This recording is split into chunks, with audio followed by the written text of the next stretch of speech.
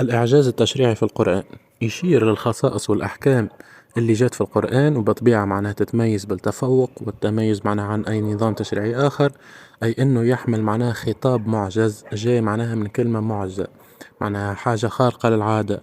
فالإعجاز القرآني يعطيني معنى وقيمة عليا معناها في شتى مجالات الإعجاز، سواء معناها بياني ولا غيبي ولا علمي ولا غيره. فيجي واحد يسأل معناها شنيا نعملوا به الإعجاز هذايا. لهنا معناها نقول لك تنجم تثبت به وحدانية الله، تصديق رسالة الرسول، ويعكس لك الخلود تاع القرآن، وتنجم تتحدى به معناها المشركين والمشاككين، وزاد تحقيق المصلحة العامة وتوجيه الناس للخير والعدل والإسلام. برشا حاجات. باهي، نحبك تعرف أنه الإعجاز التشريعي في القرآن هو جانب من جوانب الإعجاز القرآني. لهنا أكيد معناها باش يقولوا البعض أنه معناها شنية الفرق ما بين الإعجاز التشريعي في القرآن والإعجاز القرآني. والفرق بسيط على الآخر، معناها الإعجاز القرآني يشمل أكل الأدلة والبراهين اللي تأكد أنه القرآن صحيح وفيه برشا معجزات، كما الإعجاز العلمي في القرآن، الفلك والطب وغيره، وزاد الإعجاز البلاغي متاع اللغة، الحاجات هذوك. وفي المقابل الإعجاز التشريعي كما التشريع للنظام القانوني، العدل والمساواة والأدلة معناها اللي تأكد هذايا. يعني شرع القرآن كأنه كطريق معناها باش ينظم حياة الإنسان معناها، وغيره من التشريعات. فالمهم يعني يعتبر الإعجاز التشريعي إحدى الأدلة معناها على صدق القرآن، والإعجاز معناها اللي ما ينجم حد يجادل فيه يعني. فأنت مثلا كي تقعد تقرأ في القرآن معناها من برشا آيات تفهم برشا حكم وحاجات معناها لازمكش تعملها وحاجات لازمك تعملها.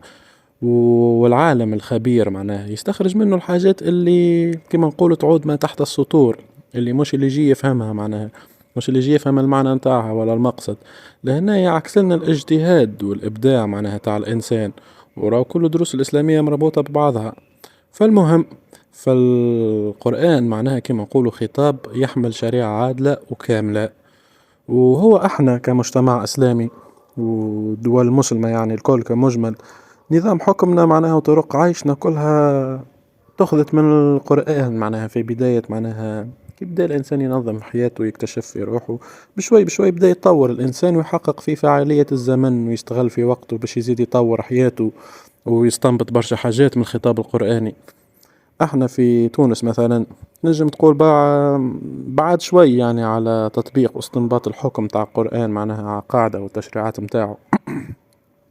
ناخذ السعودية مثلا، في مسألة القصاص مثلا معناها أي العقاب بالمثل في سورة البقرة، ولكم في القصاص حياة يا أولي الألباب لعلكم تتقون. فالآية هذه معناها فيها دعوة للتفكير والعقل، وتحث على أنه معناها نطبقوا القصاص كوسيلة معناها للحفاظ على الحياة ومنع الجرائم. وهي معناها تعكس روح العدل والتوازن معناها في العقوبة معناها وتأمين الحقوق متاع الناس.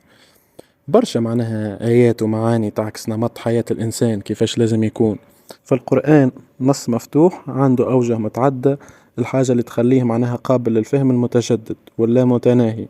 مع ذلك معناها إلى يومنا هذايا برشا آيات الإنسان عجز أنه يستفتي معانيها يعني وأسرارها. فالشيء هذايا دي بطبيعة باش يحث العقل ديما على الاستنباط والبحث. فلازم الاجتهاد وكشف معاني القرآن، كونه معناها حقل دلالي إنجاز التعبير، يعكس لك معناها منهج استدلالي تنظم بها حياتك وتفهمها.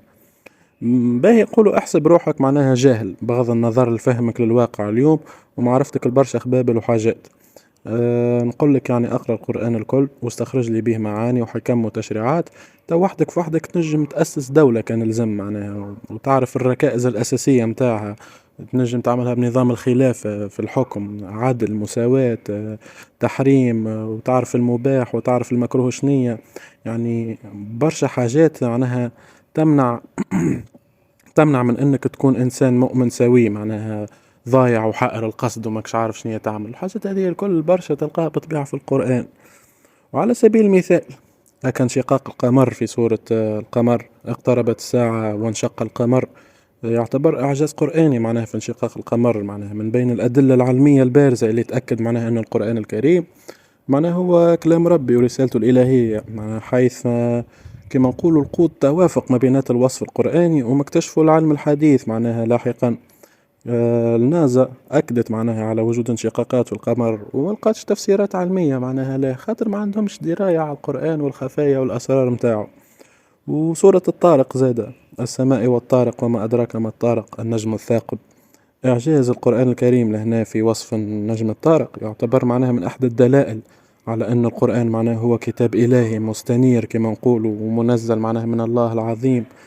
إلا معناها إلى اليوم معناها العلم حسب ما قريت معناها وحسب ما اطلعت أنه حددوا أنه النجم هذا عنده صوت خاص يصدر في صوت معناها طرق معناها. وكما رجعوا ربطوا الحاجة هذه بالقرآن والله أعلم معناها اسكو البحث هذا صحيح ولا لا. برشا صحف وبرشا مواقع داولته الخبر هذا.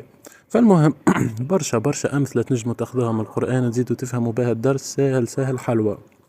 فكلها معناها ظواهر كي جا فسرها معناها العلم الحديث بقى كما نقولوا في بهتة على صحتها ووجودها، يعني حاجات صايرة قبل آلاف السنين العالم قاعد يكتشف فيها اليوم. الشيء هذا الكل والأدلة اللي في القرآن الكل تأكد لك أنه القرآن يحتوي معناها على الثابت والمتغير كما نقولوا. الثابت معناها كما الأدلة الضامنة لحقوق الناس معناها الموجودة في القرآن كما تشريعات الطلاق الميراث العدل وغيره معناها. والمتغيرة معناها حاجات أو أدلة كما نقولوا مبهمة تتطلب معناها الاجتهاد من المؤمن في أنه يطلع على معانيها باش تتوافق معناها مع مصالح الأمة بالطبيعة. كما قول الله في سورة الروم لا تبديل لخلق الله.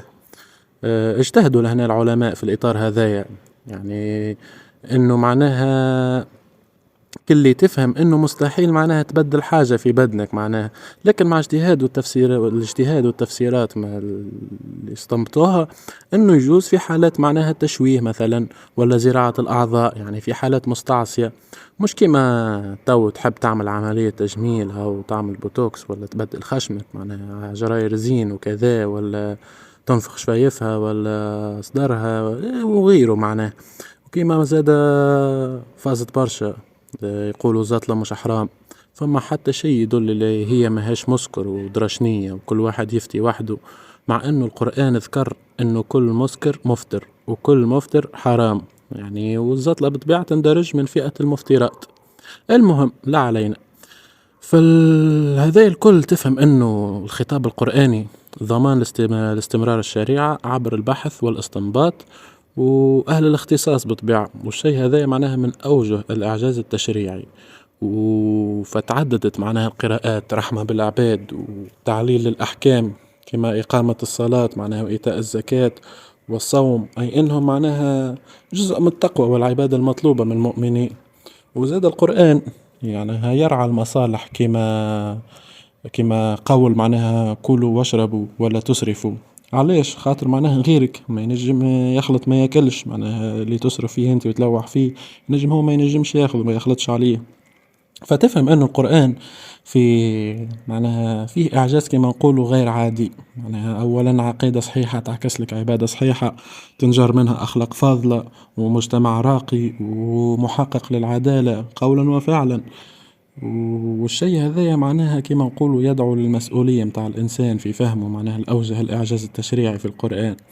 يعني لازم يكون فاهم ومتبصر ومفكر وعاقل، فإن معناها كما قال أفلاطون حسب ما نتفكر فإن العاقل أعدل الأشياء توزعا. يعني نتفكر أفلاطون حسب ما نعرف ولا ديكارت، كان غلط صلحولي. فأنت زاد في الدفوار تحاول تزيد تدخل معناها فلسفة وتدخل حاجات من الواقع عش تخون الطيارة. يعني تحكي انه النظرة ميتافيزيقية مثلا بغض النظر لافتقارها للهجس الديني معناها، الا انها اعطت معناها العقل منزلة كبيرة بكونه معناها الفاحص الباحث الممحص، وعزله معناها على مآرب وشهوات الجسد اللي تنجم تغلطوا على مبدأه في بلوغ الحقيقة. على ذلك خذها مرتبة عليا ووصفوه بكونه ملكة إلهية معناها وغيره من الأفكار. المهم نرجع لدرسنا. لازم الإنسان كما نقول يكون عاقل وعارف للمعنى ومتمكن باش يستدل ويأول يعني على أتم صحة تاع تشريعات القرآن وإعجازه. لازم معناها يستنبط بشكل صحيح باش يدرك أسرار القرآن معناها، يكون مؤمن قلبه صافي العلوم متاعه غزيرة متوفرة، معناها عنده دواعي التدبر. فالإنسان زاد شريك في عملية الإعجاز، على خاطره معناها يثبت لهنا في حقيقة وجوده. معناها ركزوا عليها الفكرة هذي. به، وكي تغيب المسؤولية هذية، كما قوله تعالى: صم بكم عمي لا يفقهون، أو قوله: لهم قلوب لا يفقهون بها. لهنا كما نقول الإنسان كي يعطيش أهمية مثلا للزمن، ويطفي شعلة الإبداع بداخله، ومعنى الحياة غايب عنده، يولي جامد وخامل وعايش في تقليد وتخلف وتبعية، وما عاش عنده هوية، معناه كما نقوله مقوم إسلامي غرق فك الكونية المغتربة. فيعني يكون عنده لهنا ركود فكري وتراجع حضاري وضياع للمصالح، وهذا الكل يتنافى مع مراد الله أكيد، اللي هو الاستخلاف مراد الله. فيعني نزيد نأكد لكم الدروس الكل مربوطة ببعضها، راك معناها كي تفهم درس مفتاح للدرس الآخر، كي تفهم بعده مفتاح للدرس الآخر. شيخ باها الإسلامية كلها مربوطة ببعضها.